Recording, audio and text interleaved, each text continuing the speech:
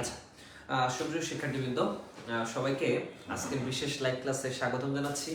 সবাইকে শুভ সন্ধ্যা জানিয়ে আজকে শুরু করতে যাচ্ছি প্রথমবারের মতো আমরা এই বছর আর কি আমরা শুরু করতে যাচ্ছি। 2024 বছর আমরা করতে পারি নাই, বাট এই বছর শুরু করতে যাচ্ছি ঢাকা ইউনিভার্সিটির রিটেন সলভিং প্রোগ্রাম নিয়ে 3D অ্যানিমেশনের সহিত তোমাদেরকে কিভাবে বায়োলজি অনেক ডিপ থেকে অনেক সহজতরভাবে, অনেক সহজ থেকে সহজভাবে তোমাদের যাতে সুন্দর করে উপলব্ধির সহিত, সৃজনশীলতার সহিত সুন্দর করে তোমরা ব্যাখ্যা করতে পারো, এমনভাবে তোমাদের অ্যান্সার করার জন্য তোমাদের সামনে হাজির হয়েছি বিশেষ কিছু 3D অ্যানিমেশন নিয়ে, যাতে তোমরা সুন্দরভাবে বুঝতে পারো এবং অবশ্যই সুন্দর করে অ্যান্সারটা করে আসতে পারো।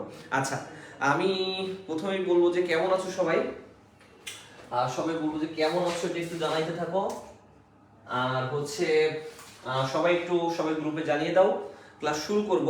অনেকেই অলরেডি জানানো শুরু করছে স্যার ক্লাস কই, এটা সেট করার জন্য একটু তোমাদের লেট হইলো আর কি তোমাদের সামনে। তারপরও যেহেতু কথা দিয়েছি হাজির হব, অবশ্যই সামনে এসছে এই জন্য।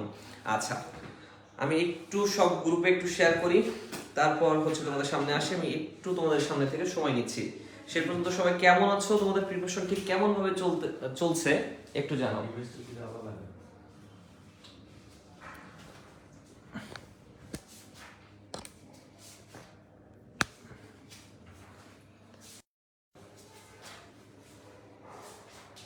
আচ্ছা, আমার কথা সাউন্ডটি ক্লিয়ার কিনা, সুন্দরভাবে শুনতে পাচ্ছ কিনা একটু জানাইতে থাকো। অনেকে জয়েন করছে এর মধ্যে। মুসকান সিরিয়া জানাইছে আসসালামু আলাইকুম স্যার, ইরশাদ জানান, সবাই জানাচ্ছে আসসালামু আলাইকুম, ওয়ালাইকুম আসসালাম। আমি একটু সময় নিচ্ছি তোমাদের সামনে। সবার কাছে একটু বলি যে তোমরা তোমাদের পেজ থেকে, তোমাদের টাইমলাইন থেকে, যে যার জায়গা থেকে একটু শেয়ার করে দাও। যারা ঢাকার ভিতরে আছো, ঢাকার বাইরে আছো, যে যেখান থেকে আছো সবাই একটু শেয়ার করে দাও। একটু শেয়ার করে দিচ্ছি অলরেডি। আরো একটু তোমাদের সামনে সবাইকে উত্থাপনের জন্য বলতেছি যে সবাই একটু নিজ নিজ টাইমলাইন থেকে শেয়ার করতে থাকো সবাই।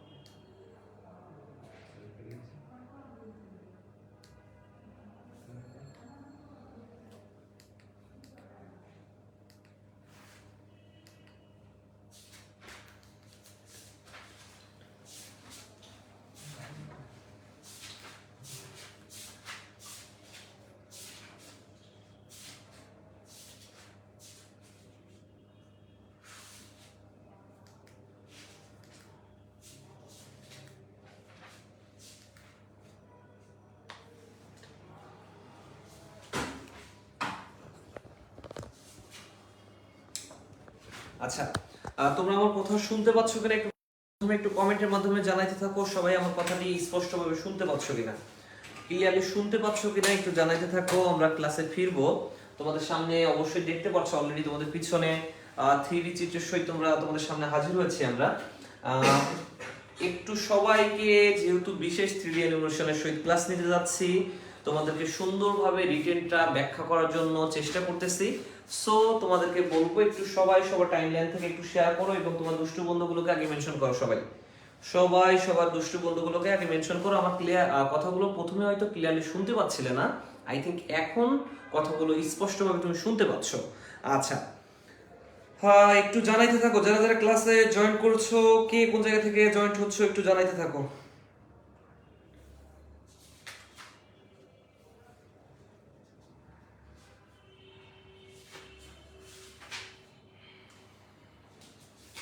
আচ্ছা, প্রথমেই বলবো যেহেতু প্রিপারেশন নিচ্ছি, কিন্তু আমরা অবশ্যই বলবো প্রিপারেশনটা নিচ্ছি কোথা থেকে বলো তো।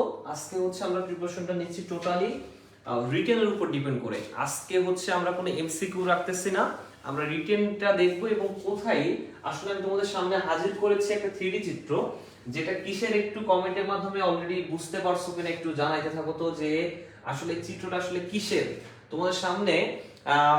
আই থিংক এর আগে কখনো এইভাবে 3D অ্যানিমেশনের সহিত তোমরা দেখো নাই, ডাইরেক্টলি লাইভের সরাসরি কখনোই এইভাবে 3D অ্যানিমেশনের সহিত কখনো চিত্রগুলো দেখো নাই।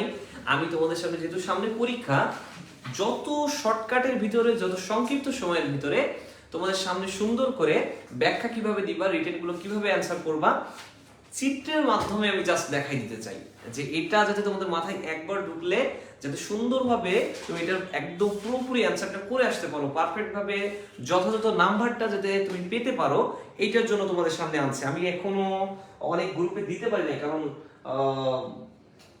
তোমাদেরকে এই জন্য বলতেছি একটু শেয়ার করে দাও। হ্যাঁ, তোমরা একটু টাইম লাইনে দিতে থাকো, আমি একটু চলে যাই, ক্লাসে চলে আসি। আচ্ছা, প্রথম কথা হচ্ছে আজকে আমরা ক্লাসটা শুরু করতে যাচ্ছি ক্রোমোজোমের উপর ডিপেন্ড করে। ওকে, ক্রোমোজোমের উপর ডিপেন্ড করে এবং একটা কোষে ক্রোমোজোমটা যে কিভাবে ভেঙে ভেঙে দেখাইতে পারি আমরা সেটা দেখাবো, এবং ঢাকা ইউনিভার্সিটি এখান থেকে যে রিটেন আসতে পারে কেমন ভাবে অ্যান্সার করতে পারবা, মানে কেমন রিটেন আসতে পারে এবং কেমন ভাবে অ্যান্সার করতে পারো। তোমাকে আমি যদি একটা সিম্পলি একটা কোশ্চেনের মাধ্যমে একটু দেখাই, তোমাকে বলতে পারি এইভাবে যে ঢাকা ইউনিভার্সিটি অবশ্যই বলতে পারে ক্রোমোজোম বলতে কি বুঝো, ঠিক আছে? অথবা 2021 সালে যেমন পরীক্ষা এসেছে যে ক্রোমোজোম এবং ক্রোমাটিন ফাইবারের পার্থক্য দেখাও। এই দুইটা জিনিস একটু তোমাদেরকে একটু আমি ব্যাখ্যা করি। আগে চলো দেখি। প্রথম কথা হচ্ছে ক্রোমোজোম নিয়ে তোমাদেরকে যদি বলতে হয় তাহলে অবশ্যই দেখো তো, আমি তোমাদেরকে ভেঙে ভেঙে যেভাবে শিখিয়েছি সেভাবে একটু দেখো। প্রথম কথা, গ্রিক ক্রোমোজোম এই ওয়ার্ডকে যদি ভাঙতে হয়, তোমাদেরকে বলেছি বায়োলজি সহজভাবে বোঝার জন্য অন্যতম জায়গা হচ্ছে প্রত্যেকটা ওয়ার্ডকে ধাপে ধাপে ভেঙে ফেলা। সো এখানে দেখো ক্রোমোজোমকে যখন তুমি ভাঙলে কি দেখবা, দেখো তো প্রথমেই বলতে পারো ক্রোমো মানে হচ্ছে রং ধারণকারী। কতবার শিখিয়েছি তোমাদেরকে যে ক্রোমো শব্দের অর্থ হচ্ছে রং ধারণকারী, আর সোম শব্দের অর্থ হচ্ছে কি বলতো, দেহ। অর্থাৎ তোমাদেরকে যদি কেউ বলে পৃথিবীতে প্রথম যে ক্রোমোজোম বলতে কি বোঝায়, তুমি ডাইরেক্টলি বলতে পারো ক্রোমোজোম মানে হচ্ছে রং ধারণকারী একটা দেহ। এখন আসো, জীবনে আজীবন শুনে গেছো যে ক্রোমোজোম মানে হচ্ছে রং ধারণকারী, আসলে রংটা কিভাবে ধারণ করে, কেমন রঙের হয়, কিছুই জানো না। আজকে তোমাদের সামনে এটা আমি উপস্থাপন করতে যাচ্ছি।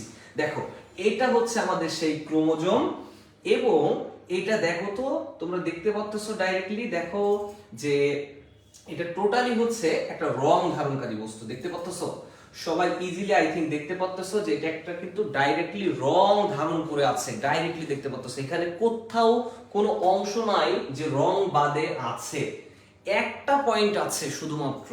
এটাই পরীক্ষা আসবে যে ক্রোমোজোম রং ধারণ করা সত্ত্বেও এমন কোন পয়েন্ট আছে ক্রোমোজোমের যে পার্টটা অন্ধকার অঞ্চল নামে পরিচিত। সেটা হচ্ছে কোথায় দেখবা, আসো look at the digital board.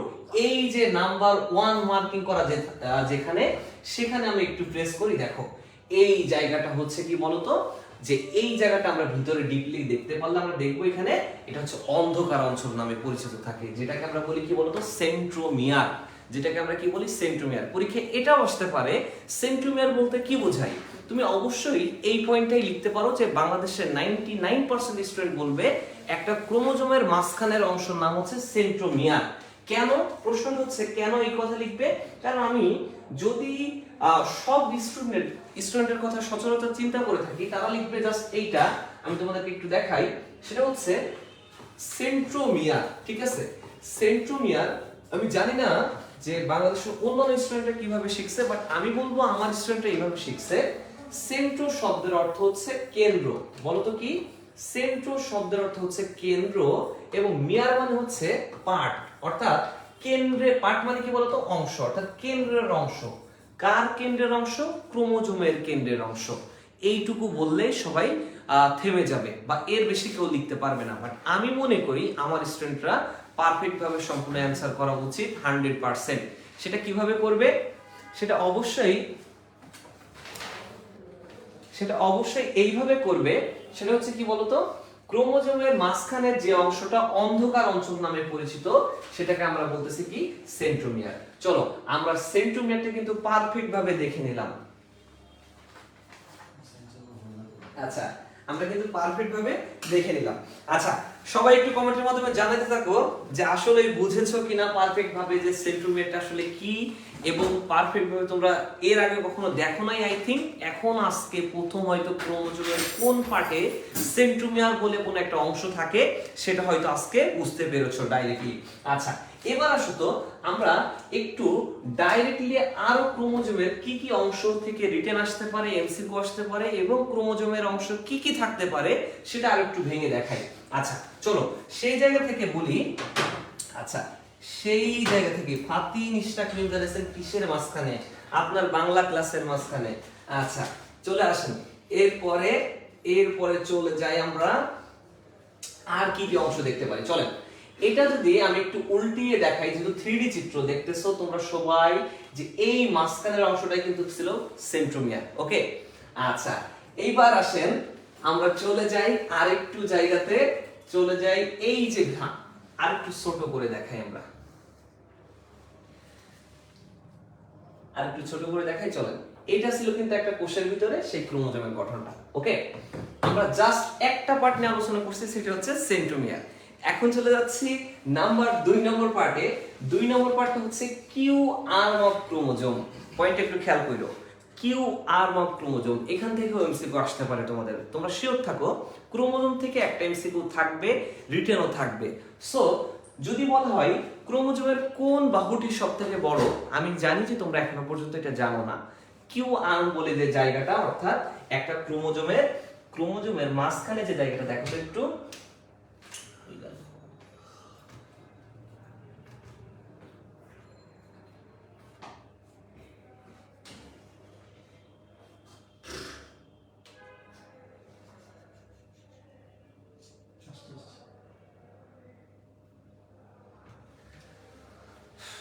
ঝামেলা আছে। আচ্ছা এবার আসো তাহলে 2 নম্বর পার্টটা আমরা কি বললাম, কিউ আর্ম বলতে যে জায়গাটা, এটাকে বললাম আমরা হচ্ছে ক্রোমোজোমের সবথেকে বড় অংশ। আচ্ছা এবার আসো ক্রোমোজোমের ছোট অংশ কোনটা? ক্রোমোজোমের ছোট অংশ হচ্ছে এই 3 নম্বর পার্ট, যেটা জায়গা আছে উল্লেখ করা আছে 3 নম্বর জায়গাটা, যেটা এটাকে বলা হয় পি আর্ম যুক্ত জায়গা। এই পি আর্ম যুক্ত জায়গাকে কি বলা হচ্ছে বলো তো? অবশ্যই ক্রোমোজোমের ছোট্ট একটা অংশ, যেটাকে আমরা বলি পি আর্ম যুক্ত জায়গা। এরপর আসো সবথেকে ভয়াবহ ইম্পর্টেন্ট জায়গা, এইবার তোমরা দেখতে পারবা, সেটা কোনটা বলো তো? সবথেকে ভয়াবহ পার্ট হচ্ছে এই 4 নম্বর পার্টটা। বলতে পারো যে ভাইয়া এই 4 নম্বর পার্ট কেন ভয়াবহ ইম্পর্টেন্ট বারবার বলতেছি? কারণ এই জায়গা থেকেই আমাদের মূল খেলা শুরু হয়। সেটা কি বলতো? এই জায়গা থেকে তৈরি হবে ক্রোমাটিন ফাইবার। কি বলতো? Chromatin fibre. তোমাদেরকে বারবার পড়িয়েছি ক্রোমোজোম আর ক্রোমাটিন ফাইবার কিন্তু একই জিনিস। এখনো পর্যন্ত তোমরা হয়তো জাস্ট বলেছি, তোমরা বুঝেছো, ওই জায়গায় শেষ করে দিছো, কিন্তু কখনো দেখো না এর আগে। এটা একটু দেখাই। দেখো আমরা মূলত ক্রোমোজোম আঁকাই কি বলতো? ক্রোমোজোম মূলত আঁকাই এইভাবে, জাস্ট আমরা ভাবি একটা ক্রোমোজোমের পার্ট দুইটা। আসলে ডেফিনেটলি আমরা এইভাবেই বলতে পারি দুইটা, কিন্তু যখন বিভাজনে অংশগ্রহণ করে তখন একটা ক্রোমোজোম দেখতে হয় আসলে, তোমাদেরকে দেখিয়েছি ক্লাসে। ওকে আচ্ছা ডান। এবার আসো এই পর্যন্ত বুঝতে পারছো কিনা, 4 নম্বর পার্ট পর্যন্ত সুন্দরভাবে বুঝতে পেরেছো কিনা এটা একটু জানাও। 4 নম্বর পার্ট পর্যন্ত সুন্দরভাবে বুঝতে পেরেছো কিনা একটু কমেন্টের মাধ্যমে জানাও তো আমাদেরকে। এটা একটু জানাইতে থাকো 4 নম্বর পার্ট পর্যন্ত বুঝতে পেরেছো কিনা। আচ্ছা এইবার আসো আমরা একটু চলে যাই, আমরা চলে যাবো এখন হচ্ছে 5 নম্বর পার্টে। একটু ডিটেইলস এবার দেখতে পারবা, ডাইরেক্টলি তোমরা এবার ডিটেইলসটা অনেক অংশ দেখতে পারবা।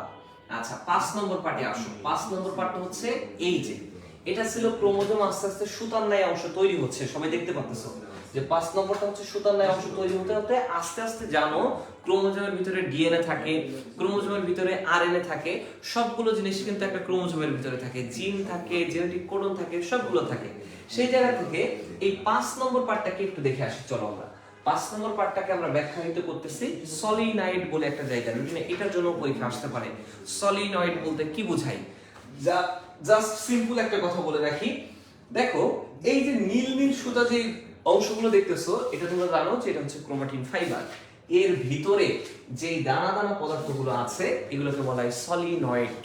অর্থাৎ একটা ক্রোমোজোমের ভিতরে শক্ত কোনো আবরণ দানার মতো অংশ দেখলে যে জিনিসটি তুমি দেখতে পারবা সেটার নাম আমি কি বলতে পারি বলতো? সলিনয়েড। আচ্ছা এইটা কিন্তু এইভাবে আস্তে আস্তে গঠন হইতে হইতে গেছে কিন্তু, ঠিক আছে? দেখো গঠন হইতে হইতে এইভাবে চলে গেছে। যখন আমি বড় করে দেখতেছি তখন আমি কিন্তু এটাকে ইজিলি দেখতে পাচ্ছি। ওকে দেখো আচ্ছা এবার আসো তাহলে 6 নম্বর পার্টটা কি একটু দেখি।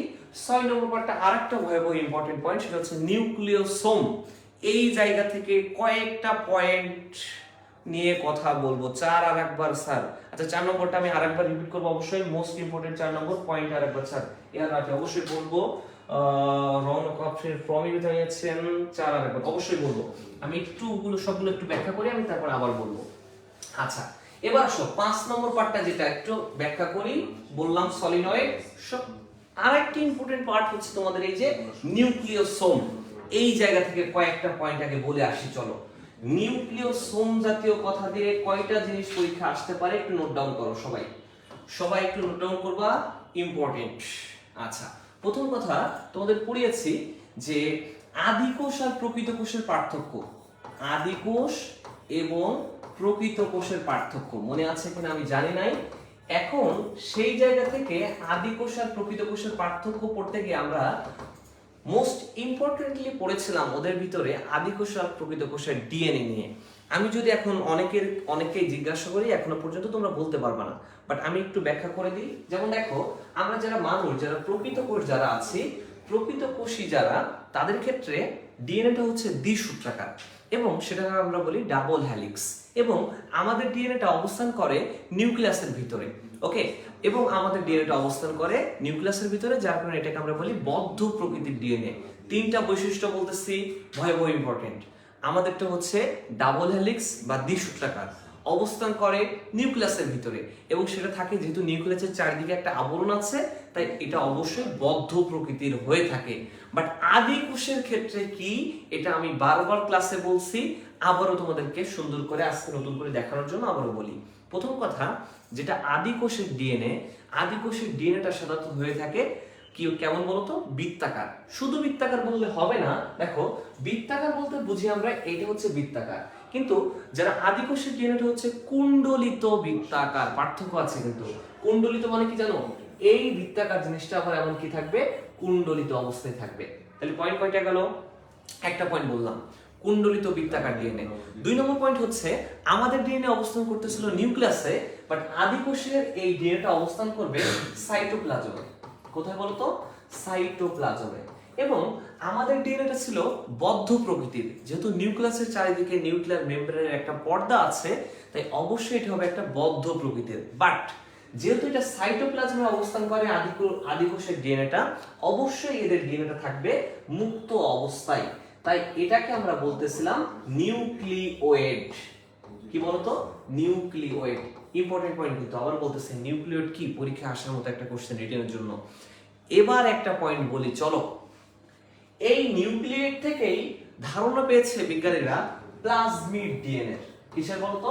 Plasmid DNA. ঠিক আছে, প্লাজমিড ডিএনএ। এই প্লাজমিড ডিএনএটা আবার কি, এর পরেই কিন্তু ডিএনএ সৃষ্টি হবে, আমি দেখাবো তোমাদেরকে। প্লাজমিড ডিএনএটা একটু ব্যাখ্যা করে আসি, এটাও পরীক্ষায় এসেছে গত বছর, আবারও আসতে পারে। প্লাজমিড ডিএনএটা হচ্ছে জাস্ট লাইক দ্যাট, একটু বোর্ডের দিকে খেয়াল করলে বুঝতে পারবে যে এটা সাপোজ এটা একটা ব্যাকটেরিয়া, এবং ব্যাকটেরিয়ার ভিতরে মজার বিষয় হচ্ছে অবশ্যই এমন সূত্রাকার ক্রোমোজোম থাকবে, এবং ক্রোমোজোমের ভিতরে কি থাকবে, এই যে যেটা আমরা বললাম একটু এতক্ষণ পড়তেছিলাম ক্রোমোজোম।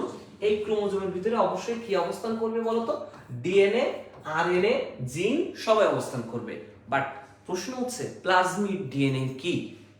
আমি জানি আমার এখনো পর্যন্ত যারা আছো ক্লাসে, তাদেরও অনেকে অংশ, প্রায় 95% স্টুডেন্ট জানো না, ক্লাস করে থাকলেও জানো না। কারণ কি, এটা আমি ডাইরেক্টলি ক্লাসে ব্যাখ্যা দিই নাই তোমাদেরকে, জাস্ট বলেছিলাম এই নিউক্লিয়েটেরই একটা পার্ট হিসেবে আমরা বলতেছিলাম। ব্যাকটেরিয়ার ক্ষেত্রে ব্যাকটেরিয়ার ডিএনএ কে স্পষ্টভাবে এই নিউক্লিয়েটকে আমরা প্লাজমিড বলি, কিন্তু আসলে প্লাজমিড ওইটা ডাইরেক্টলি এইভাবে পড়লে হবে না।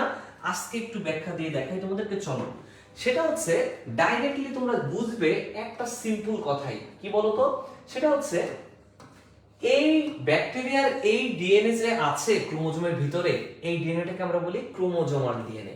কি বলি বলতো? Chromosomal DNA.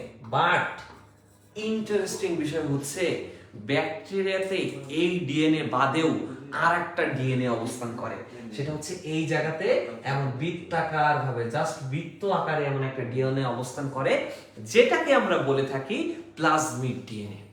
আবারও বলি, যেটাকে আমরা কি বলি? Plasmid DNA. তোমরা জেনে অবাক হবা, এই যে আমরা জেনেটিক ইঞ্জিনিয়ারিং পড়তেছি, বায়োকেমিস্ট্রি পড়তেছি, ফার্মেসি, যে নতুন নতুন জাত তৈরি করা হচ্ছে, নতুন নতুন রিকম্বিনেশন ডিএনএ তৈরি করা হচ্ছে, এই যে সেটা হচ্ছে এই প্লাজমিক ডিএনএ এর মাধ্যমে। যদি পৃথিবীতে প্লাজমিক ডিএনএ আবিষ্কার না হতো, পৃথিবীর কোনো কিছুর জিন, কোনো কিছুর ডিএনএ বা কোনো কিছুর ক্রোমোজোমালের স্ট্রাকচার চেঞ্জ করতে আমরা পারতাম না। সো এখান থেকে দুইটা প্রশ্ন হতে পারে যে জেনেটিক ইঞ্জিনিয়ারিং এর জন্য যে কোনো একটা বৈশিষ্ট্যের পরিবর্তন করতে নিচের কোনটি দায়ী? Chromosomal DNA, plasmid DNA, nucleoid, nucleosome, এমন চারটা অপশন দিয়ে দিল, তাহলে অ্যান্সার হবে কোনটা বলো তো? প্লাজমিক ডিএনএ। এমন যদি একটু ডিপ কোশ্চেন দিয়ে থাকে তোমরা কেউ পারবে না, এমন এই ধরনের কোশ্চেন থাকবে জাহাঙ্গীরনগর ইউনিভার্সিটিতে, তোমরা শিওর থাকো এটা। আচ্ছা, তাহলে আই থিংক ক্লিয়ারলি তোমাদেরকে বুঝাইতে পারছি। একটা মোস্ট ইম্পর্টেন্ট পার্ট দিয়ে আলোচনা গেল রিটেন প্লাস এমসিকিউ দুইটার জন্য। প্রশ্ন হচ্ছে ভাইয়া এতক্ষণ যে আপনি বকলেন, তাহলে এখানকার এই নিউক্লিওসোমটা কি? এটা হচ্ছে মেন পয়েন্ট। এবার আসুন নিউক্লিওসোম নিয়ে। সেটা হচ্ছে এই যে আমাদের ক্রোমাটিন ফাইবার তৈরি হয়েছে অলরেডি দেখেছো, এখন এইটাই কিন্তু সেই ক্রোমাটিন ফাইবার যাচ্ছে আস্তে আস্তে, কিন্তু এই যে দেখো একটু যদি তোমরা ক্লিয়ারলি, আমি একটু মুছে দিই বোর্ডটা, এই যে 6 নম্বর পার্ট যেটাকে আমরা দেখতেছি, দেখো 6 নম্বরে যদি আমরা একটু ডিপে যাই, দেখো এই যে যে দানা নীল জাতীয় যে নালিকাটা দেখতেছো, এটা টোটালি হচ্ছে নিউক্লিওসোম। মনে রাখবা নিউক্লিওসোম তখনই তৈরি হবে ডিএনএ এর কোনো একটা উপাদান যদি ডাইরেক্টলি হিস্টোন প্রোটিনের সাথে গিয়ে যুক্ত হয়। আবারও লিখে দিই, ডিএনএ এর কোনো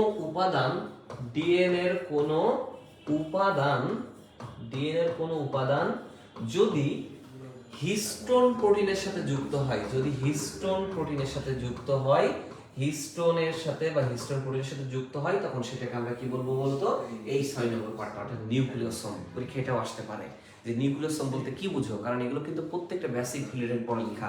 নিউক্লিওসোম তাহলে কি? নিউক্লিয়াস আর ডিএনএ এর যে সুতার ন্যায় অংশটি হিস্টোন প্রোটিনের সাথে গিয়ে যুক্ত হবে, সেটাকে আমরা কি বলবো? নিউক্লিওসোম। প্রশ্ন করতে পারো যে ভাই এখনো তো আমরা হিস্টোন প্রোটিন দেখিই নাই, তাহলে কিভাবে বুঝবো যে এটা হিস্টোন প্রোটিনের সাথে যুক্ত হবে? এইবার আসো সেই জায়গাতে নিয়ে যাচ্ছি তোমাদের, চলো সেই জায়গাতে আমরা এখন নিয়ে যাব। চলো একটু যাই, আমরা 7 নম্বর পার্টে চলে যাই। চলো এই যে হচ্ছে সেই 7 নম্বর পার্ট, দেখো তোমরা একটু ওয়েট এ মিনিট। এই যে সেই 7 নম্বর পার্ট, এটা ছিল 6 নম্বর পার্ট, এটা ছিল নিউক্লিওসোম এই নালিকাটা।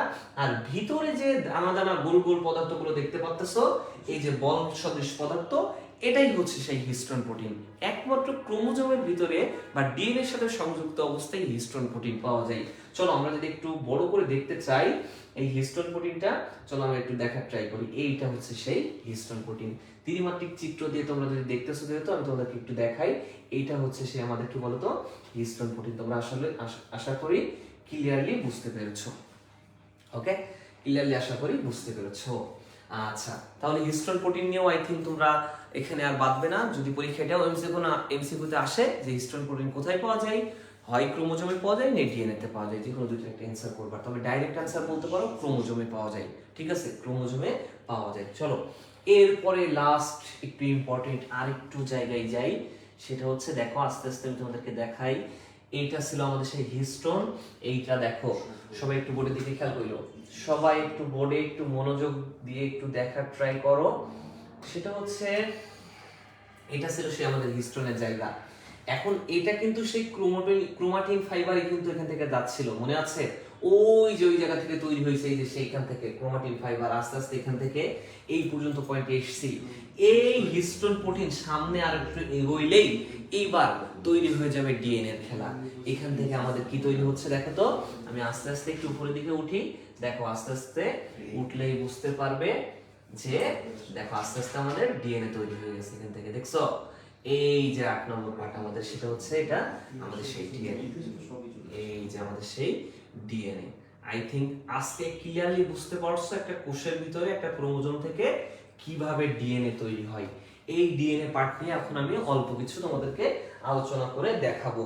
আই থিংক তোমরা বুঝতে পারবা ক্লিয়ারলি।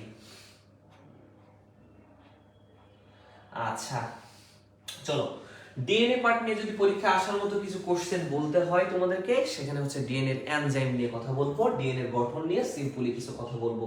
চলো, প্রথম কথা হচ্ছে যদি পড়তে হয় আমাদেরকে এখান থেকে, ডিএনএ তৈরি করছিল কিন্তু মডেলটা হচ্ছে ওয়াটসন অ্যান্ড ক্রিক বলে দুইজন বিজ্ঞানী। মজার বিষয়, পৃথিবীতে সবাই আমরা জানি এই ওয়াটসন আর ক্রিক এই দুইজন বিজ্ঞানী হয়তো ডিএনএর জন্য ডিএনএর আবিষ্কারের জন্য ভূমিকা রাখছে, কিন্তু ভুল কথা, এখানে আরো একজন বিজ্ঞানী আছে, তোমাদের বইতে সুন্দর করে দেখবা, উইলকিন্স বলে একজন বিজ্ঞানী আছে, ইনিও কিন্তু এই ডিএনএ মডেলের জন্য গুরুত্বপূর্ণ ভূমিকা রাখে। সো তাদের এই দুইজনের সাথে, ওয়াটসন এবং ক্রিকের সাথে আরো একজন বিজ্ঞানী আছেন যিনি হচ্ছে কি পাইছে, নোবেল পাইছে এই ডিএনএ গঠন, দ্বিমাত্রিক গঠন বা দ্বিসূত্রাকার গঠন ব্যাখ্যা করার জন্য। এটা তোমাদের বইতে আছে, বোটানির বইতে। ডিএনএ যখন প্রথম পার্টের লাস্টের দিকে আলোচনা করতে বললেই দেখবা যে আছে ডিএনএ শুরু, অর্থাৎ আবুল হাসান স্যারের বই পড়বা, প্রথম পেজে ডিএনএ একটু ইতিহাস বলা আছে, ইতিহাসের পরে গিয়ে লাস্ট লাইনে গিয়ে দেখতে পারবা এই বিজ্ঞানীর নাম বলা আছে। আচ্ছা, ডান। এবার আসো, ডিএনএ তো সবাই জানো যে এটা একটা ডাবল হেলিক্সের গঠন হয়ে থাকে যদি এটা প্রকৃতপক্ষে হয়ে থাকে। আচ্ছা, এখন ডিএনএ তে সবসময় আমরা কি কি দিয়ে গঠিত হয় আমরা জানি, 5 কার্বন বিশিষ্ট শর্করা। কয় কার্বন বিশিষ্ট? 5 কার্বন বিশিষ্ট শর্করা নিয়ে তৈরি হয়ে থাকে। আচ্ছা, এখানে আমাদের নাইট্রোজেন বেস সুগার থাকে। কি থাকে বলতো? নাইট্রোজেন বেস সুগার থাকে। এবং অবশ্যই এখানে হাইড্রোজেন বন্ড থাকে। এই পয়েন্টগুলো তোমাদেরকে পড়তে হবে। যদি পরীক্ষায় দেয় নিচের বায়োলজির কোন অংশে হাইড্রোজেন বন্ড থাকা বাধ্যতামূলক, সেটা হবে কি বলতো? ডিএনএ। সবাই ভাববে যখন এই ধরনের কোশ্চেন, সবাই ভাববে হয়তো কেমিস্ট্রির কোশ্চেন বায়োলজিতে দিয়ে দিচ্ছে, কিন্তু এটা ভুল কথা। একটু বেসিক নিয়ে পড়লে তুমি প্রত্যেকটা কোশ্চেনের অ্যান্সার বুঝে উঠতে পারবে আর কি। আচ্ছা, এখন ডিএনএ নিয়ে যেহেতু পড়তেছি, তাহলে 5 কার্বন বিশিষ্ট শর্করা আর নাইট্রোজেন বেস সুগার নিয়ে কথা বললাম, তাহলে আরো একটু ক্লিয়ার করে দিই তোমাদের। তোমরা সবাই জানো ডিএনএ তে কি থাকবে? অ্যাডিনিন থাকবে, অবশ্যই গুয়ানিন থাকবে, অবশ্যই সাইটোসিন থাকবে, এবং কি থাকবে? থায়ামিন থাকবে। এই দুইটা পার্ট আবার কোন জায়গা থেকে আসলো, এটা যদি আবার একটু ডিপলি বলতে হয়, সেটা হচ্ছে তোমরা পাইরিন এবং পিউরিমিডিনের নাম শুনছো। পাইরিন আর একটা কি বলতো? সরি, পাইরিন না, এটাকে বলবো পিউরিন। পিউরিন এবং পাইরিমিডিন। ওয়েট আ মিনিট, এটাকে আমরা বলবো কি? পিউরিন এবং পাইরিমিডিন। পিউরিন আর একটা কি বলতো? পাইরিমিডিন। এই দুইটার সংকেত কিন্তু আমাদের জানা প্রয়োজন। অনেকে এখনো পর্যন্ত এটার সংকেত জানো না। একটা সংকেত হচ্ছে C5H4N4, আর একটা হচ্ছে C4H4N2। ওটা লিখলাম না, সো তোমরা একটু লিখে নিও। এখন পিউরিনের মধ্যে কি আছে বলতো? পিউরিনের মধ্যে অবশ্যই মনে রাখবা অ্যাডিনিন আর গুয়ানিন আছে, আর ওখানে আছে কি? Cytosine, thymine. আর একটা পয়েন্ট আছে, সেটা হচ্ছে ইউরাসিল, বাট এই ইউরাসিলটা অবশ্যই ডিএনএ তে থাকবে না, এটা শুধুমাত্র আরএনএ তে থাকবে। আচ্ছা, আরো একটা কথা এখান থেকে ক্লিয়ার করি, সেটা হচ্ছে যেহেতু হাইড্রোজেন বন্ড নিয়ে কথা বললাম, সবসময় মনে রাখবা অ্যাডিনিনের সাথে হাইড্রোজেন বন্ডের সাথে যুক্ত থাকে থায়ামিন। ঠিক আছে, অ্যাডিনের সাথে কি যুক্ত হবে? থায়ামিন। সো এটা অবশ্যই ডাবল বন্ডের সাথে যুক্ত হয়। এবং সাইটোসিনের সাথে কি যুক্ত হয়? গুয়ানিন, সেটা অবশ্যই ট্রিপল বন্ডের সাথে যুক্ত হয়। দুইটা পয়েন্টই কিন্তু ভয়াবহ ইম্পর্টেন্ট। ওকে, ডান। আচ্ছা, এবার আসো আরেকটু কথা বলি। এই যে আমরা হাইড্রোজেন বন্ড বললাম না, এইগুলো কিন্তু সেই হাইড্রোজেন বন্ড। তোমাদেরকে একটু দেখিয়ে দিই সেটা সুন্দর করে। ওকে, টোটাল এই ডিএনএ ডাবল হেলিক্সের দৈর্ঘ্য হবে 34 অ্যাংস্ট্রম। এটা যাতে মাথায় থাকে, ঠিক আছে? এবং এটা কিন্তু ডাবল হেলিক্সের প্যাচ থাকে মিনিমাম 10টা, সো তোমাদের এখানে প্রত্যেকটা প্যাচের দৈর্ঘ্য হবে 3.4 অ্যাংস্ট্রম। 34 কে 10 দ্বারা ভাগ দিলে কত হয়? 3.4 অ্যাংস্ট্রম। এই পয়েন্টটা একটু মাথায় রেখো। আচ্ছা, যারা যারা ক্লাসে আছো ঝিমিয়ে গেছো সব, আশা করি। শাকিল স্যার কমেন্ট করছে মধ্যে আবার, স্যার আপনার একটা ছবি এরকম ঘুরাই দেব, ঘুরাই অংশ দেখালে ভালো হতো। স্যার আপনি আসেন, আপনার এবং আমার দুইজনের ছবি একসাথে দেখাবো, সমস্যা নেই। আচ্ছা, ঠিক আছে। এই যে 3D চিত্র, তো স্যার বলতেছে যে আমার চিত্রটা দেখাইলে ভালো হয় কিনা, তো আমি বললাম যে স্যার দুইজনের চিত্র একসাথে দেখাবো স্যার আসলে।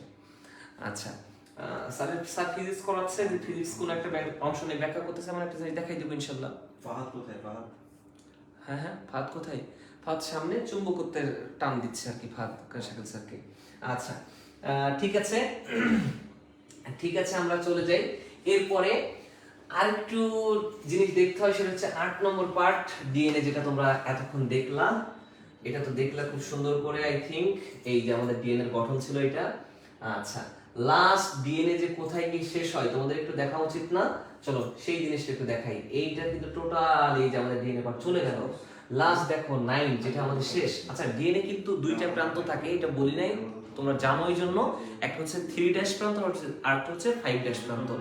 3' প্রান্তকে যদি আমরা এটাকে বলি শুরুর কোডন, আর একটা বলবো 5' কে শেষের কোডন, যেটাকে আমরা বলি একটার নাম বলি প্রোমোটার আর একটা বলি টার্মিনেটর। এই পয়েন্ট একটু খেয়াল রেখো। মোস্ট ইম্পর্টেন্ট পয়েন্ট, যদি কখনো ডিপ কোশ্চেন দিয়ে দেয় জাহাঙ্গীরনগর ইউনিভার্সিটিতে, এটা দিতে পারে একটা ডিএনএ এর শেষ হয় কোথায় গিয়ে। ডিএনএ এর অংশটা শেষ হচ্ছে কোথায় গিয়ে বলতো, সেটা হচ্ছে এই যে 9 নম্বর পার্টে। দেখো তো এটা কি দেয়া আছে, এই যে সেই মোস্ট ইম্পর্টেন্ট এর একটা জায়গা, নিউক্লিওটাইড স্ট্র্যান্ড। তোমরা পড়েছো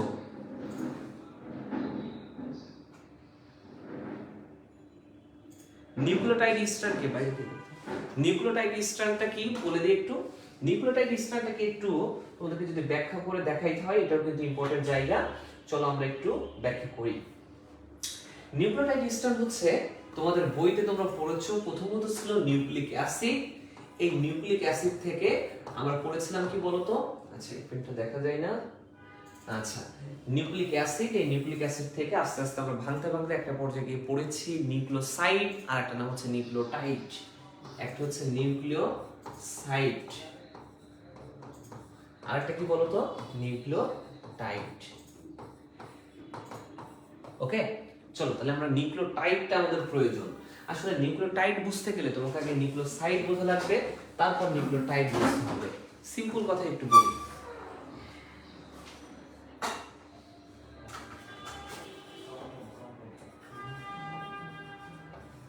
নাইট্রোজেন বেস সুগার আর 5 কার্বন বিশিষ্ট শর্করা, নাইট্রোজেন বেস সুগার এবং 5 কার্বন বিশিষ্ট শর্করা, এই দুইটা মিলে কি তৈরি হয়েছে বলতো, নিউক্লিওসাইড। নিউক্লিওটাইড কখন হবে, এই যে নিউক্লিওটাইড কথাটা যখন তুমি পাবা এই জিনিসগুলোর সাথে, অর্থাৎ সিম্পলি বলতে গেলে নিউক্লিওসাইডের সাথে যখন ফসফরিক অ্যাসিড যুক্ত করতে পারবা, নিউক্লিওসাইডের সাথে যখন ফসফরিক অ্যাসিড যুক্ত করতে পারবা, তখনই তুমি মনে রাখবা এটা তৈরি হয়ে গেছে কি বলতো, নিউক্লিওটাইড। আমি যেভাবে মনে রাখতাম নিউক্লিওটাইড শব্দের শেষে কি আছে বলতো, টাইট, অর্থাৎ টাইট কখন করি বলি না আমরা, দড়ি দিয়ে টাইট করে বাঁধো, শক্ত করে বাঁধো, ঠিক আছে। টাইট মানে উপাদান বেশি আছে। কি উপাদান বেশি, দড়ি হিসেবে কাজ করতেছে এখানে ফসফরিক অ্যাসিড। এই ফসফরিক অ্যাসিড যখন একসাথে যুক্ত হয়, তখন এই 5 কার্বন বিশিষ্ট শর্করা এবং নাইট্রোজেন বেস সুগারকে শক্ত করে ধরে রাখে, যাতে এখান থেকে কোনো উপাদান ছুটে যেতে না পারে। সো নিউক্লিওটাইড স্ট্র্যান্ড কি, অবশ্যই তুমি বলতে পারো নাইট্রোজেন বেস সুগার, 5 কার্বন বিশিষ্ট শর্করা এবং ফসফরিক অ্যাসিডের সমন্বয়ে যে একটা স্ট্র্যান্ড বা ধাপ তৈরি হয়েছে, সেটাকে তুমি বলতে পারো nucleotide strand. I think easily বুঝতে পেরেছো নিউক্লিওটাইড স্ট্র্যান্ড সম্পর্কে, তাহলে আরো ক্লিয়ার কিন্তু হয়ে গেলে। আচ্ছা ডান, এই পর্যন্ত আমাদের টোটাল ডিএনএটা দেখতে আসলে কেমন লাগলো একটু ব্যাখ্যা করলাম সুন্দর করে, একটু জানাও তো কমেন্টের মাধ্যমে। নতুন করে যে ত্রিমাত্রিক চিত্রের সহকারে আমরা যে ডিএনএ স্ট্র্যান্ড পড়লাম এবং ঢাকা ইউনিভার্সিটির রিটেনের জন্য যা যা লাগে সেটাও দেখে নিলাম, কেমন লাগলো একটু আমি তোমাদেরকে আবার সামনে নিয়ে আসি একটু। আচ্ছা টোটাল পয়েন্ট একটু সামনে নিয়ে আসি, দেখি। এটা ছিল আমাদের সেই গঠন। আস্তে আস্তে আমি একটু সম্পূর্ণটা একবার ব্যাখ্যা করে দেখাই তোমাদের। চলো, এটা ছিল আমাদের মূল গঠন। ওকে, একটু বোর্ডের দিকে খেয়াল করলে দেখবা এটা ছিল আমাদের হচ্ছে ক্রোমোজোম। ক্রোমোজোমকে যখন ভাঙলাম, ভাঙার পরে এখানে আস্তে আস্তে তৈরি হলো আমাদের এমন সুতার ন্যায় অংশ তৈরি হলো। সুতার ন্যায়, এই যে হাতের দিকে খেয়াল করলো কিন্তু 4 নম্বর পয়েন্ট, এটা সুতার ন্যায় অংশকে আমরা বললাম ক্রোমাটিন ফাইবার। তারপর আস্তে আস্তে এখান থেকে তৈরি হইলো সলিনয়েড। তারপর আস্তে আস্তে তৈরি হলো এখানে কি বলতো, নিউক্লিওসোম। তারপর এখানে তৈরি হইলো কি, হিস্টোন প্রোটিন। তারপর এখান থেকে এই যে সবটা চলে আসলো আমাদের ডিএনএ এর গঠন। আই থিংক তোমরা সুন্দর করে নতুন ভাবে বুঝতে পেরেছো। আচ্ছা, একটু কমেন্টের মাধ্যমে জানাও যে আসলে আমাদের নতুন করে যে ত্রিমাত্রিক চিত্র দিয়ে তোমাদের সামনে দেখাইলাম, টোটাল গঠনটা আসলে কেমন লাগলো, কেমন লাগলো টোটালি একটু কমেন্টের মধ্যে দেখলে আছে সুন্দর করে একটু জানিয়ে দাও তোমাদেরকে। এটা যদি ভালো লেগে থাকে তাহলে আমি তোমাদেরকে আরেকবার আরেকটা গঠন দেখাবো এখন, সেটা হচ্ছে ক্লটিং ফ্যাক্টরের গঠনটা দেখাবো। এটা যদি সুন্দর করে তোমরা বুঝে থাকো এবং ইন্টারেস্টিং লেগে থাকে, তাহলে আমি ক্লটিং ফ্যাক্টরের গঠনটা দেখাবো বা দেখানোর ট্রাই করব। চলো, টোটালি জানাও যে আসলে কেমন লাগলো টোটালটা যা যা বললাম আমরা, সেটা কেমন লাগলো একটু জানাও।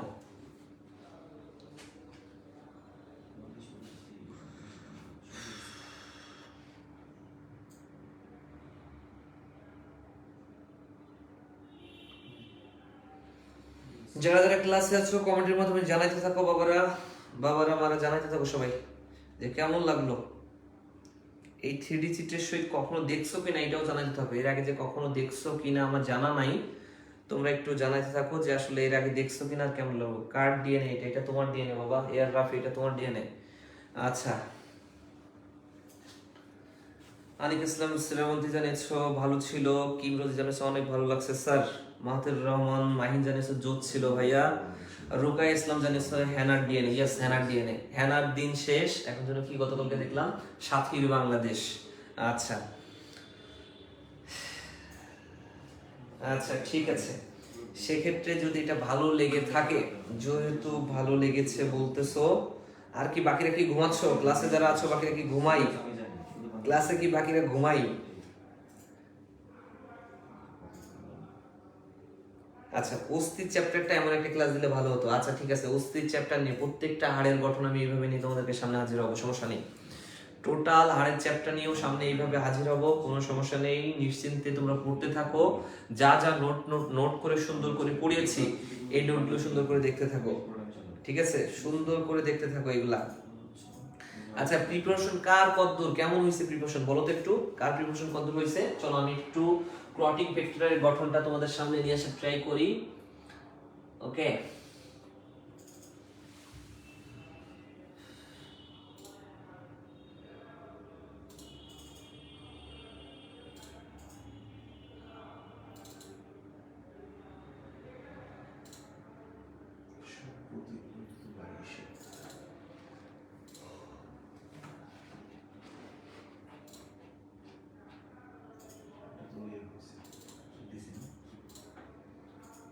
আচ্ছা জানাইতে থাকো, আমি একটু দেখি স্যার আপনার আপনার কথা কি বলতেছে।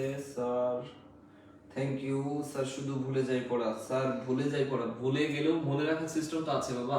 কত মনে রাখার সিস্টেম দেখান আমি জগতে, বলেন তো আপনাদের। আচ্ছা চলেন, আপনাদের সামনে আর একটা 3D চিত্র নিয়ে হাজির হচ্ছে আমরা। সেটা হচ্ছে ক্লটিং ফ্যাক্টর, আমাদের রক্ততঞ্চন ফ্যাক্টর। আমাদের কোথাও একটা কেটে গেলে কিভাবে রক্তটা জমাট বাঁধে সেই চিত্রটা নিয়ে তোমাদের সামনে হাজির হতে যাচ্ছি। চলো দেখি।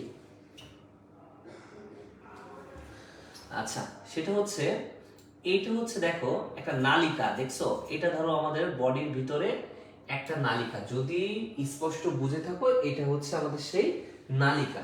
ওকে, আচ্ছা একটু ঘুরিয়ে নিই। এই যে এটা হচ্ছে আমাদের সেই কি বলতো নালিকা হিসেবে কাজ করতেছে। এই যে ডান। চাচার এটা যদি হেনার ডিএনএ হয় তাহলে সাথীর ডিএনএ কোথায়? সাথীর ডিএনএ নিয়ে সামনের দিন হাজির হব। এই যে তোমাদের সামনে হাজির হচ্ছি ক্লটিং ক্যাসকেড নিয়ে, যেটাকে আমরা বলতেছি ধরো আমাদের বডির ভিতরে এই একটা নালিকা, ঠিক আছে? এই নালিকার কোথাও একটা অংশ কেটে গেলে অবশ্যই কি বের হবে? ব্লাড বের হবে, ঠিক আছে? ধরলাম আমাদের 1 নম্বর এবং 2 নম্বর পয়েন্ট এটা হচ্ছে আমাদের সেই জায়গা। আচ্ছা, এই কথা কেন বলতেছি? ক্লটিং ফ্যাক্টরের কথা কিন্তু আমি ভাও বলতেছি না, অবশ্যই রিটেনে আসতে পারে ক্লটিং ফ্যাক্টর নিয়ে, এই জন্য বলতেছি, না হলে বলতাম না। ক্লটিং ফ্যাক্টর কি তোমরা জানো যে আমাদের বডির ভিতরে কখনো রক্ত জমাট বাঁধে না। হেপারিন জাতীয় এক ধরনের রাসায়নিক পদার্থ থাকার কারণে বডির ভিতরে কখনোই রক্ত জমাট বাঁধতে পারে না। বাট যখনই আমাদের দেহের বাইরে রক্ত বের হচ্ছে বা বাইর হচ্ছে, তখন কি হচ্ছে বলতো? আমাদের রক্ত জমাট বাঁধা অতি দ্রুত রক্ত জমাট বাঁধাটা প্রয়োজন। মিনিমাম 4 থেকে 5 মিনিটের মাধ্যমে এই রক্ততঞ্চনটা কাজ করে থাকে। আমাদের এই রক্ত জমাট বাঁধার জন্য 13টি ক্লটিং ফ্যাক্টর আছে, তোমরা জানো 13টি ক্লটিং ফ্যাক্টর আছে। এই 13টি ক্লটিং ফ্যাক্টরের মধ্যে 4টা ক্লটিং ফ্যাক্টর মোস্ট ইম্পর্টেন্ট, সেটা আমরা পড়েছি এইভাবে ফুল পরে থুপ করে। অর্থাৎ লিখে যদি দেখাইতে হয় একটু লিখেই দেখাই, যেহেতু বলতেছি সব কথাই তোমরা কিভাবে পড়তে পারো এটা মনে রাখতে পারো। চলো আমরা একটু দেখানোর ট্রাই করি তাহলে। আচ্ছা, সেটা হচ্ছে আমরা পড়েছিলাম ফুল পরে থুপ করে। মনে রাখার জন্য এই সিস্টেমটা শিখেছি, ফুল পরে থুপ করে। অর্থাৎ কি বলতো? থুপ করে। ফর আমরা পড়েছিলাম ফাইব্রিনোজেন। ফর কি পড়েছিলাম? ফাইব্রিনোজেন। ফর পড়েছিলাম ফাইব্রিনোজেন। পফার পড়েছিলাম প্রোথ্রম্বিন, পফার পড়েছিলাম কি বলতো প্রোথ্রম্বিন,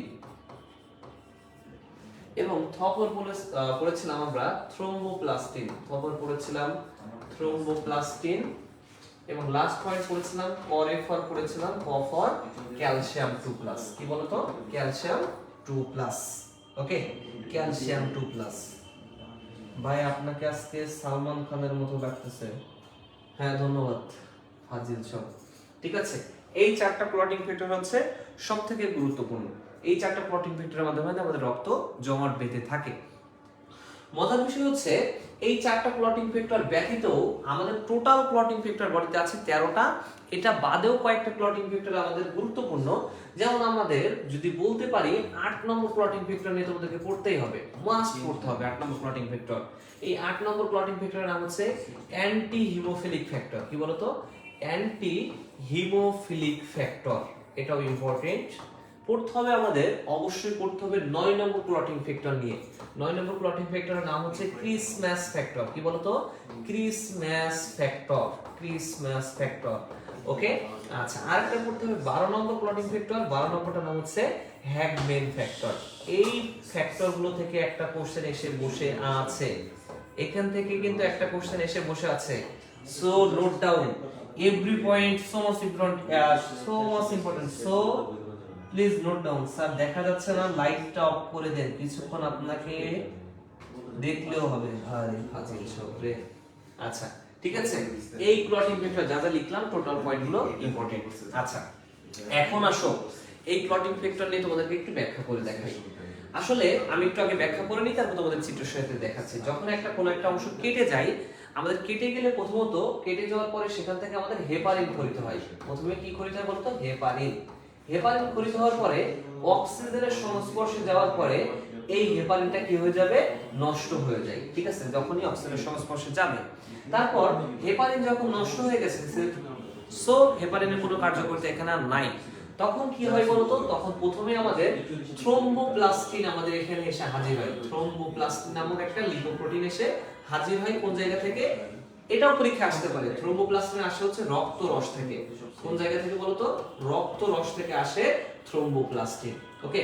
থ্রোম্বোপ্লাস্টিন এসে নিজে কোনো কাজ করতে পারে না, তখন সে ডাক দেয় অবশ্যই কাকে, অবশ্যই ডাক দেয় প্রোথ্রম্বিনকে। প্রোথ্রম্বিনকে ডাক দিছে যে ভাই দেখো আমার রক্ত জমাট বাঁধতেছে না, যে করে রক্ত জমাট বাঁধা হোক। বাট প্রোথ্রম্বিনও থাকে নিষ্ক্রিয় অবস্থায়। প্রোথ্রম্বিন কি অবস্থায় থাকে নিষ্ক্রিয় অবস্থায়, সে নিজেও কাজ করতে পারে না। সো প্রোথ্রম্বিন এই টাইমে উৎপন্ন করে সক্রিয় থ্রম্বিন পরিণত করে, সক্রিয় থ্রম্বিন উৎপন্ন করে। যখন সক্রিয় থ্রম্বিন উৎপন্ন হয়ে যায়, তখন রক্ত জমাট বাঁধার জন্য মোস্ট ইম্পর্টেন্ট যে পয়েন্টটা সেটা হচ্ছে তোমার কি বলতো ফাইব্রিন নামক একটা প্রোটিন, অর্থাৎ একটা জাল, ফাইব্রিনোজেন যে জাল, এটা হচ্ছে তখন তৈরি হওয়ার একটা উপক্রম তৈরি হয়। তখন থ্রম্বিন এখান থেকে আস্তে আস্তে জাল তৈরি করবে। তার আগে একটা কথা বলে রাখি, নিষ্ক্রিয় প্রোথ্রম্বিন ছিল, সে হয়েছে কি বলতো সক্রিয় থ্রম্বিন। কোনো অটোমেটিক্যালি তো আর কখনো সক্রিয় হইতে পারে না, তাই না? সক্রিয় হওয়ার জন্য এখানে যে জিনিসটি কাজ করে মনে রাখো, সেই পয়েন্টের নাম হচ্ছে কি বলতো ক্যালসিয়াম 2+। ক্যালসিয়াম 2+ এর সহিত বা সহায়তায় নিষ্ক্রিয় প্রোথ্রম্বিন সক্রিয় থ্রম্বিনে পরিণত হয়। মজার বিষয় হচ্ছে 99% স্টুডেন্ট আমরা এতটুকুই জেনে থাকি যে ক্যালসিয়াম 2+ এর সহায়তায় কি হয় যে প্রোথ্রম্বিন থ্রম্বিনে পরিণত হয়েছে, কিন্তু না বাবা, এখানে আরো কয়েকটা ক্লটিং ফ্যাক্টর জড়িত। সেটা কোনটা কোনটা? 7, 8, 9 এবং 10। ক্যালসিয়াম 2+ এর সাথে এই এতগুলো ক্লটিং ফ্যাক্টর যখন কাজ করে, তখনই কেবলমাত্র নিষ্ক্রিয় প্রোথ্রম্বিন সক্রিয় থ্রম্বিনে পরিণত হয়। সো আই থিংক বুঝতে পেরেছো, যখন সক্রিয় থ্রম্বিনে পরিণত হয়ে যায় তখন দরকার লাস্ট পয়েন্টে কি বলতো এই যে ফাইব্রিনোজেন, এই ফাইব্রিনোজেন তখন তৈরি হবে। মজার বিষয় হচ্ছে ফাইব্রিনোজেন কেন তৈরি হবে, এটা একটা জাল তৈরি করবে। যতক্ষণ না জাল তৈরি করবে ততক্ষণ আমার রক্ত জমাট বাঁধবে না। জাস্ট একটু থিংকিং লেভেল দিয়ে কল্পনা করো, যখন কোথাও একটা কেটে যায় আমরা কিন্তু ওয়ান কাইন্ড অফ জালি ইউজ করে থাকি। ফর এক্সাম্পল তুমি একটা ব্যান্ডেজ ইউজ করতেছো, ব্যান্ডেজটা কিসের নাই? জালের নাই। তুমি একটা কাপড় ইউজ করতেছো, এই কাপড়টাও কিন্তু কিসের নাই বলতো? জালের নাই। বুঝতে পেরেছো? সো আমাদের এখন কি তৈরি করতে হবে, বডিতে অটোমেটিক্যালি আমাদেরকে প্রাকৃতিকভাবে একটা জাল তৈরি হইতে হবে, ঠিক আছে, সেটাকে আমরা বলি কি ফাইব্রিনোজেন। এই ফাইব্রিনোজেন তৈরিও হয় আবার কয়েকটা ধাপে। প্রথমত আমাদের এখানে তৈরি হবে ফাইব্রিন মনোমার তৈরি হয়। কি তৈরি হয় বলতো, ফাইব্রিন মনোমার। আচ্ছা, তার মানে কি বলতো, ফাইব্রিন মনোমার মানে একটা জাল তৈরি হয়েছে। রিমাইন্ডার, ধরলাম আমাদের এই নালিকার এই জায়গায় কেটে গেছিল, এখন এই জায়গায় কেটে যাওয়ার পরে এই যে একটা জাল তৈরি হয়েছে, দেখো এর ভিতরে কিন্তু অসংখ্য ছিদ্র রয়েছে। সো এই ছিদ্র দিয়ে কিন্তু তখনও পর্যন্ত রক্ত বের হবে, হয়তো আগে যা বের হচ্ছিল তার থেকে এখন কম বের হবে, বাট রক্তটা অবশ্যই কি হবে, বের হবে। এখন যদি আমি কোনো কারণে এই জালের উপরে আরো 100টা জাল তৈরি করে ফেলতে পারি এট এনি কস্ট, তাহলে কিন্তু অবশ্যই আমার কি হবে বলতো, রক্ত জমাট বেঁধে যাবে। এই জন্য অনেকগুলো জাল তৈরি করতে হবে। তাহলে কিভাবে তৈরি করতে পারি, আসো তো, ফাইব্রিন মনোমার। অনেকগুলো ফাইব্রিন মনোমার যদি একসাথে আমি জমাট বাঁধাতে পারি, জমাট বাঁধাতে পারি, তাহলে কি হবে, ফাইব্রিন পলিমার তৈরি হবে। তোমরা সবাই জানো পলিমার মানে কি, অনেকগুলা। সো অনেকগুলো ফাইব্রিন পলিমার যখন তৈরি হয় তখন এটা জালের ন্যায় দেখাই।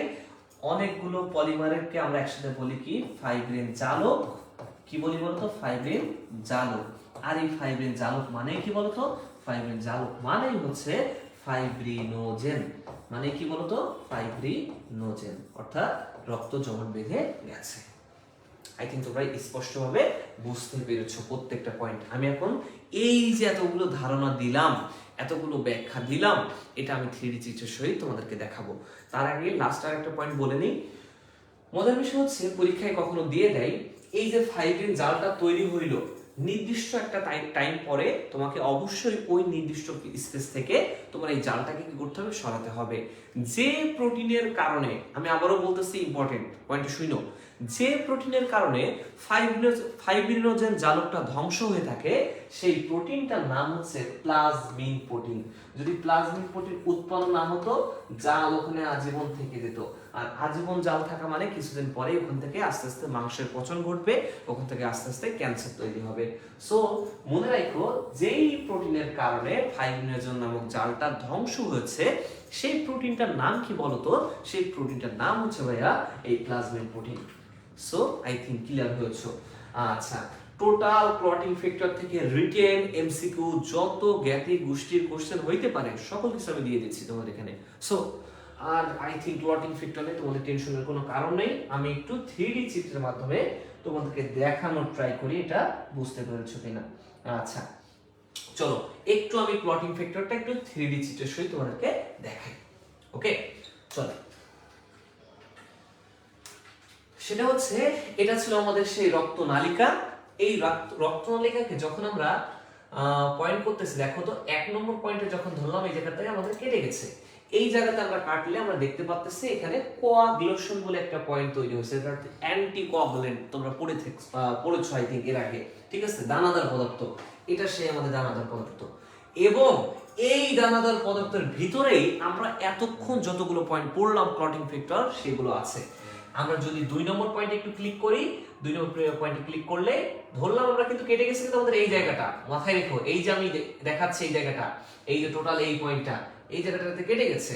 এখানে তাহলে আমার কি দরকার, এখন ক্লটিং ফ্যাক্টর দরকার। এই যে এর ভিতরে গেলে আমরা এখন দেখতেছি আমাদের ক্লটিং ফ্যাক্টরটা তৈরি হয়ে গেছে। দেখো টোটাল পয়েন্ট এইভাবে ক্লটিং ফ্যাক্টরটা তৈরি হচ্ছে। দেখো কন্টাক্ট অ্যাক্টিভেশন পাথওয়ে, ড্যামেজ সারফেসে কিভাবে প্রোথ্রম্বিন কাজ করতেছে, তারপর অ্যান্টিথ্রম্বিন কাজ করতেছে, ফাইব্রিনোজেন কাজ করতেছে। টোটাল পয়েন্টে এটা আমরা যা যা পড়লাম এতক্ষণ, সেই পয়েন্টটা। এটা কিন্তু সেই 3D চিত্র, দেখতেছো, এই যে আমরা, এটা কিন্তু এই যে আমাদের, এটা হচ্ছে আমাদের ত্বকের পার্ট। আর এটা যখনই আমরা ভিতরে যাচ্ছি, এই যে ভিতরে গেলে কি বলতো, আমরা ওই পার্টটা দেখতে পাচ্ছি। এটা হচ্ছে বাইরের পার্ট, এই যে এটা বাইরের পার্ট, আর এটা কি, এই যে এটা ভিতরে গেলে আমরা কি দেখতে পারবো, আমরা দেখতে পারবো অবশ্যই কি বলতো, এই পয়েন্টটা দেখতে পারবো। চলো, সো তোমরা 2 নম্বর পদটা সুন্দর করে কিন্তু দেখতে পারলে। এই যে আমি যদি একটু মিনিমাইজ করে দেখাই, এটা ছিল আমাদের কি, বাইরে থেকে আমরা এই রক্তনালিকাটা দেখতে পাচ্ছিলাম। এই যে রক্তনালিকাটা এমন ছিল, যখন এই জায়গায় কাটছে, এই যে 1 নম্বর অংশটা কেটে গেছে, আর 2 নম্বর অংশটা আমরা কি বলতো এখানে এই যে পাথরটা দেখতে পাচ্ছি। সো তোমরা আই থিঙ্ক ইজিলি বুঝতে পেরেছো। এই পর্যন্ত টোটাল এই ব্যাখ্যাটাও কেমন লাগলো একটু কমেন্টের মাধ্যমে জানিয়ে দিও। যেহেতু আজকে আমরা কিন্তু শুধু রিটেন পড়েছি, আমরা কিন্তু কোনো এমসিকিউ পড়ি নাই। সো তোমাদের কাছে কোনো অ্যান্সার জিজ্ঞাসা করে নাই, বাট এইটুকু একটু জানাও যে টোটাল ব্যাখ্যাটা কেমন লাগলো এই 3D অ্যানিমেশনের সহিত। নতুন করে ব্যাখ্যা তোমাদের সামনে আনলাম, এত কিছু কেমনে মনে থাকবে, এত কিছু মনে থাকার জন্য কতবার পড়িয়েছি, কত সুন্দর করে তোমাদেরকে অ্যান্টিকোয়াগুলেন্ট তোমাদেরকে কতবার পড়িয়েছি, ক্লটিং ভেক্টর কতগুলো পড়াইছি, ফুল পরে থুপ করে কত সুন্দর করে ব্যাখ্যা দিয়েছি। এখন এতটুকু যদি মনে রাখতে না পারো শ্রাবন্তী, কেমন হবে বলো? সবাই যারা ক্লাসে আছো এবার এক ধাপে ঝটকা করে জানিয়ে দাও ক্লাসটা কেমন ছিল। আর নতুন করে আমার 3D চিত্রের সামনে যদি 3D নিয়ে যদি ব্যাখ্যা করতে থাকি কেমন লাগবে তোমাদের, একটু জানাতে থাকো। যারা যারা ক্লাসে আসো সুন্দর করে জানাতে থাকো যে ক্লাসটা আসলে কেমন লাগলো। 3D চিত্রের সহিত যে নতুন করে তোমাদের সামনে আনলাম এটা কেমন লাগলো। আমি জানি এগুলো অনেক আগে আনা উচিত, একাডেমিক থেকে পড়া উচিত, বাট আমি চেষ্টা করেছি সাজিয়ে নিতে তোমাদের, যেটা রিটেন যতটুকু জায়গা থেকে আসবে সেই জায়গা থেকে আবার এইভাবে দেখাই দেওয়ার জন্য, যাতে তোমরা উপকৃত হও। দেরি না করে ব্যস্ত করে জানাও যে হচ্ছে কেমন লাগলো ক্লাসটা, কেমন লাগলো ক্লাসটা, এবং 3D চিত্র সহিত দেখানোর পরে কেমন লাগতেছে, এখন বায়োলজি কি ইন্টারেস্টিং লাগতেছে কিনা। অ্যানিমেশন তো ভালো ছিল, ক্লাসটা অনেক ভালো ছিল, মাইন্ড জানিয়েছো সুন্দর। আচ্ছা সবাই জানাতে থাকো। আমি এরপরে নেক্সট দিন তোমাদেরকে অবশ্যই আবার যেমন কোশ্চেন সলভ করতেছিলাম জাহাঙ্গীরনগর ইউনিভার্সিটি, অমন কোশ্চেন সলভ করাবো এবং ঢাকা ইউনিভার্সিটির রিটেন থাকবে। এরপরে যদি তোমাদের মনে হয়ে থাকে যে 3D চিত্র দিয়ে দেখানোর, আমি এই জন্য তোমাদের জন্য ওয়েট করতেছি, তাহলে 3D চিত্র দিয়ে দেখাবো, নাহলে ইজিলি যেমন ব্যাখ্যা দিয়ে বের হয়ে যাব। সবাই একটু জানাও, তোমাদের কমেন্টের উপর ভিত্তি করে আমি ডিপেন্ড করবে যে আমি সিদ্ধান্ত নিব যে আসলে 3D চিত্র দিয়ে দেখাবো না অ্যাজ ইউজুয়াল ক্লাস নিয়ে বের হয়ে যাব আমরা যেমন ভাবে ক্লাস করি। আচ্ছা ক্লাসটা অনেক ভালো ছিল, সুন্দর। মুসকান সিরাজ আল আলহামদুলিল্লাহ, শিয়াব জানিয়েছিল স্যার সব মাথার উপর দিয়ে গেছে কিন্তু সুন্দর ছিল। আচ্ছা অনেক বেশি ভালো ছিল স্যার। আচ্ছা আচ্ছা আর বাকিরা কি করতেছো, বাকিরা জানাতে থাকো। তাহলে এখন তোমরা বলো এটা কি এখন থেকে অ্যাজ ইউজুয়ালি যেমন রিটেন ক্লাস নিয়ে অমন রিটেন ক্লাস নিয়ে বের হয়ে যাবো, না 3D চিত্র অ্যাড করব প্রত্যেকটা রিটেনের সাথে, এটা একটু জানাও আমাকে, এটা একটু জানাইতে থাকো।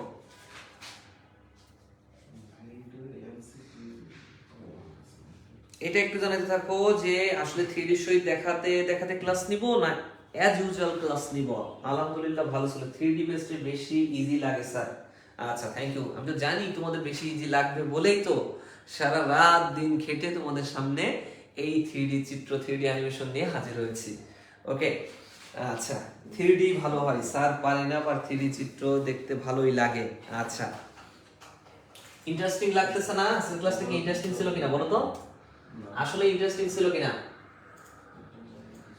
অ্যাড করলে ভালো হয়। আচ্ছা অ্যাড করলে যেহেতু ভালো হয়, আমরা অ্যাড করেই তোমাদের সামনে হাজির হব, টেনশন নাই, অবশ্যই অ্যাড করেই তোমাদের সামনে হাজির হব। আচ্ছা তাসকিয়া কিয়া জানিয়েছো 3D ভালো, শরীফ হাসান জানিয়েছো যে অ্যাড করলে ভালো, রনক আফরিন ফ্রমি জানিয়েছো অ্যাড। আচ্ছা জেনজি জেনারেশন 3D এর যুগ। ওকে ওকে ডান ডান ডান, অনেক ইজিলি বোঝা যায় তাসকিয়া কিয়া জেনজি জেনারেশন 3D যুগ। ধন্যবাদ তোমাদেরকে। তাহলে যেহেতু অধিকাংশের মতামতই এটা দাঁড়াচ্ছে যে 3D জেনারেশন, যেহেতু অবশ্যই 3D এর সাথেই ক্লাসটা নিব। আচ্ছা ঠিক আছে, সো আগামীকালকে আমরা চেষ্টা করব 2টা লাইভ নেওয়ার, ঠিক আছে? আগামীকালকে চেষ্টা করব দুপুরে একটা লাইভ নেওয়ার এবং সন্ধ্যায় না, আগামীকালকে আমরা দুপুরে ক্লাস নিব। আচ্ছা তাহলে আমরা দুপুরে একটা ক্লাস নিয়ে নিব এবং একটাই নিব, কিন্তু টানা 2 ঘন্টা নেওয়ার ট্রাই করব বা 1.5 ঘন্টা নেওয়ার একটা ট্রাই করব, ঠিক আছে? মোস্ট প্রবাবলি আচ্ছা 1.5 ঘন্টা আমরা নিব, তিনটাতে আমরা দিয়ে দিচ্ছি টাইম, ঠিক আছে? আগামীকালকে 3টার সময় আমি টাইম দিয়ে দিচ্ছি, 3টার সময় আমরা একটা লাইভটা নিয়ে নেওয়ার ট্রাই করব, ঠিক আছে? সো শেষ পর্যন্ত যারা ক্লাসে এখনো জয়েন করতেছো, এখনো দেখতেছো অনেকে যে নোটিফিকেশন আসতেছে, যারা জয়েন করতেছো তোমাদেরকে বলবো তোমরা ক্লাসটা সম্পূর্ণ করে নিও এবং শেষ পর্যন্ত যাওয়ার আগে অবশ্যই বলবো যে অবশ্যই যেহেতু 3D অ্যানিমেশনের সেই প্রথম ক্লাস ছিল তোমাদের সাথে, তোমাদের কাছে অনুরোধ থাকবে প্রত্যেকে ক্লাসটা শেয়ার করে দিও এবং প্রত্যেকটা ক্লাসটা শেয়ার করে দেওয়ার পরে আমাকে যদি জানাইতে পারো, প্রুফ দিতে পারো, আমি 3D অ্যানিমেশনটাও তোমাদেরকে 3D অ্যানিমেশনের চিত্রটা আমি তোমাদেরকে দিয়ে দেওয়ার ট্রাই করবো, ঠিক আছে? পরে আর ক্লাস 9 স্যার এগুলো আই ওয়াশ না না, দেখেন আমি কিন্তু এখন থেকে আপনাদের জন্য প্রায় প্রতিদিনই আসার ট্রাই করতেছি ক্লাস নেওয়ার জন্য, ঠিক আছে? প্রতিদিনই আসার ট্রাই করতেছি তোমাদের সাথে ক্লাস নেওয়ার জন্য। এই যে কতটা কষ্টের সহিত দেখতেছো তো, যে দেখলা তো আজকে যে কতটা কষ্টের সহিত তোমাদের সামনে ক্লাসটা নিয়ে 3D চিত্র অ্যানিমেশন দিয়ে বারবার বানানোর পরে তারপর হাজির হলাম। সো এইটুকু অন্তত পক্ষে বিশ্বাস রাখতে পারো, তোমরা যদি সাথে থাকো বলেছি অবশ্যই তোমাদের ভালো করার জন্য যা যা করা লাগে অবশ্যই সেটা করার ট্রাই করবো। স্বপ্ন যেহেতু দেখতেছো, স্বপ্নটা বাস্তবায়ন করার জন্য যতটুকু যাওয়া যায় ততটুকু অবশ্যই যাবো। ভালো থাকবো, সুস্থ থাকবো। শেষ পর্যন্ত বলবো যে শেয়ার তো দিলাম, শেয়ার দেওয়ার পরে ডান লিখে আমাকে আমার গ্রুপে অথবা তোমাদের গ্রুপে অথবা গ্রুপেই জানাই দিতে পারো, অথবা আমাকে ইনবক্স করতে পারো যে তোমরা শেয়ার করছো। এটা প্রুফ দিলে আমি 3D চিত্রটা তোমাদেরকে দিয়ে দেবো, কথা দিচ্ছি, বাট সবাইকে দিয়ে প্রুফ দিতে হবে আমাকে, ওকে? আচ্ছা, শেয়ার নিজ নিজ টাইমলাইন থেকে দিতে থাকো। ভালো থাকো, সুস্থ থাকো। আগামীকালকে আবার দেখা হবে। শেষ পর্যন্ত নিজেদের পড়াটা কমপ্লিট করো, এই আশাবাদ ব্যক্ত রেখে এখানে ক্লাসটা শেষ করতেছি। খোদা হাফেজ, আল্লাহ হাফেজ, আসসালামু আলাইকুম।